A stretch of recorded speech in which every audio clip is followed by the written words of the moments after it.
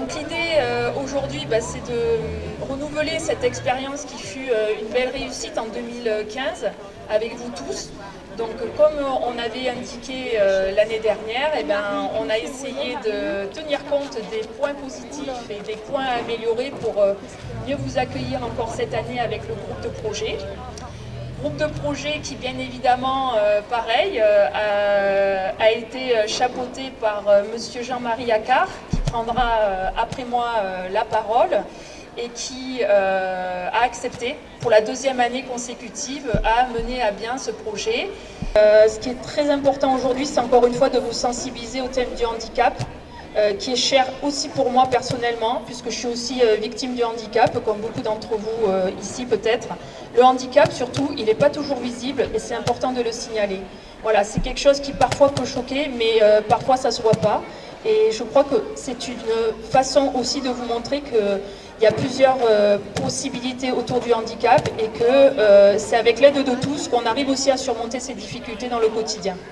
Voilà, je voulais en quelques mots, bien sûr, vous assurer de mon soutien personnel dans cette action que vous menez, mais dans l'action que vous menez surtout au quotidien, pas seulement aujourd'hui sur le salon, mais au quotidien, en faveur des personnes qui ont besoin d'être non seulement accompagnées, mais aussi reconnues et tout simplement de pouvoir vivre dans la joie et la bonne humeur que je constate aujourd'hui sur ce salon, comme l'année dernière d'ailleurs, avec beaucoup de plaisir. Je vous remercie en tout cas de votre écoute et d'avoir répondu présent à l'invitation de la ville de Vence. Merci. Salon senior, handicap et dépendance. Ce titre reprend strictement les thèmes de la commission extra-municipale dont nous faisons partie. C'est donc un salon qui est destiné aux seniors, quels qu'ils soient, aux différents types de handicap et de dépendance. Ce n'est donc pas un salon destiné exclusivement aux seniors handicapés et sous dépendance, comme on pourrait le comprendre. Alors on va d'abord parler des seniors. Le terme senior signifie étymologiquement des personnes plus âgées. L'âge pour être senior est relatif selon les domaines d'activité. Ainsi, quand on fait du sport, on est senior à partir de 20 ans et jusqu'à 45 ans. Ensuite, on passe vétéran. Dans le monde du travail, de plus en plus, on est catalogué comme senior à partir de 45 ans. Au niveau médical, la notion de senior apparaît suivant l'état de santé du patient à partir de 70 ans. L'âge avancé d'un senior peut générer du handicap. Pour vous situer un petit peu le monde de l'handicap en France, sur 65 millions de Français, plus d'1 million de bénéficiaires de l'allocation d'adultes handicapés. Qu'est-ce que le handicap? Le handicap, c'est une déficience due à une infirmité, une maladie, un accident, quel que soit l'âge. Ça peut être un enfant, ça peut être aussi bien un senior. Le handicap peut être sensoriel, c'est-à-dire visuel, auditif. Il peut être physique, neurologique, musculaire ou mental, c'est-à-dire intellectuel, psychique ou psychiatrique. Il est donc parfois visible et parfois aussi invisible.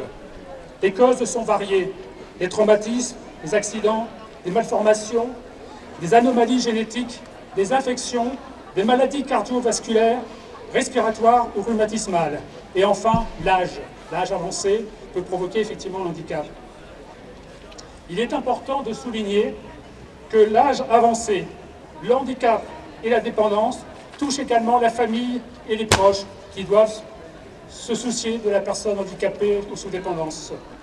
Je voudrais vous dire que j'aime beaucoup le fronçon pour les Vensois, le fronçon du porche ancien de la maison de retraite de la Vensoise, situé au début de l'avenue du colonel Meyer. Ce fronçon est intitulé « Maison d'humanité ». Ce que j'espère, c'est que ce salon soit également celui de l'humanité pour les seniors, les personnes en situation de handicap et sous dépendance, et qu'on leur apporte des solutions pour leur bien-être et le mieux-être. Merci de votre attention.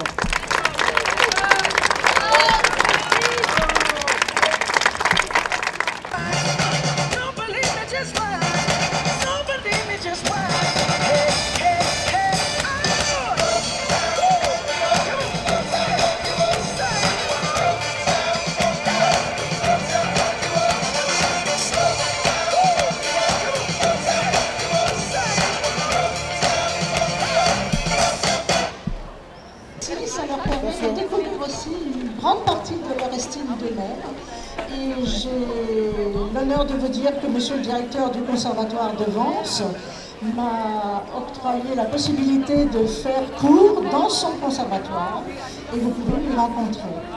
Voilà, et tout ceci se passe bien sûr dans la douceur, la fermeté en même temps et le respect de tout un chacun. Voilà, merci Sylvie, donc de l'association Autisme Piano qui s'occupe de thérapie éducative. Voilà, je suis au stand de Valentin, oui. Aveugle et malvoyant. Vous êtes une personne valide, je présume. Tout à fait. Quelles sont les difficultés quand on est en fauteuil roulant? Ce parcours, en fait, il est censé justement simuler les difficultés qu'on peut rencontrer, que les personnes non valides peuvent rencontrer dans la ville, en l'occurrence. Et c'est vrai qu'on se rend compte qu'il faut vachement de force dans les bras. Et c'est pas du tout évident. Bon, moi, pour être franc, c'est pas la première fois que je le fais, donc j'ai quand même un peu d'habilité, mais on se rend compte que c'est quelque chose de difficile d'arriver à se déplacer. Et c'est là qu'on se rend compte que les petites bosses, les petites choses qui peuvent exister en ville sont des grosses difficultés pour les personnes non valides. Voilà. Oui, tout à fait. Monsieur, bonjour. Bonjour. Comment fonctionne votre appareil que je viens de filmer là? Donc c'est le système de balancement par gyroscopie. En fait, c'est le buste qui commande le mouvement de marche avant, marche arrière de ce dispositif. Voilà. Donc, mais là, je m'avance avec le buste, je recule. Voilà. On peut faire un 360. Se déplacer dans une pièce, oui, où ça peut être étroit. On peut passer une porte facilement. Rien qu'en se penchant, vous tournez? Là, il faut le commander simplement avec le guidon, comme ceci. Voilà.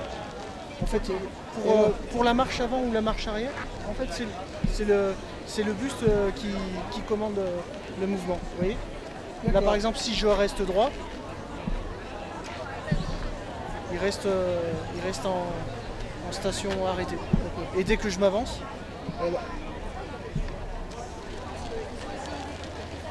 Alors, c'est un appareil qui est prévu pour quel usage? c'est plutôt pour des personnes qui sont en perte de mobilité, pas des personnes qui sont en situation de handicap, plutôt des gens qui ont de la peine à se déplacer, un peu comme un scooter électrique. Sauf que c'est moins encombrant, c'est plus léger, ça pèse 39 kg sans les roues. Avec les roues font 2 kg. Et qu'est-ce que ça coûte un engin comme ça en vente? 6 900 €. 6 900 € Au prix public. Hein. C'est public, quoi. Ouais. 6 900. Ouais. Et après il y a des options. Le porte-téléphone c'est 36 €. Les paires de roues, cycle urbain ou grand chemin, c'est 140 € la paire. Et les accoudoirs sont un peu plus chers, ils sont à 434 €. Ça peut descendre des marches de 15 cm et monter des marches de 4 cm.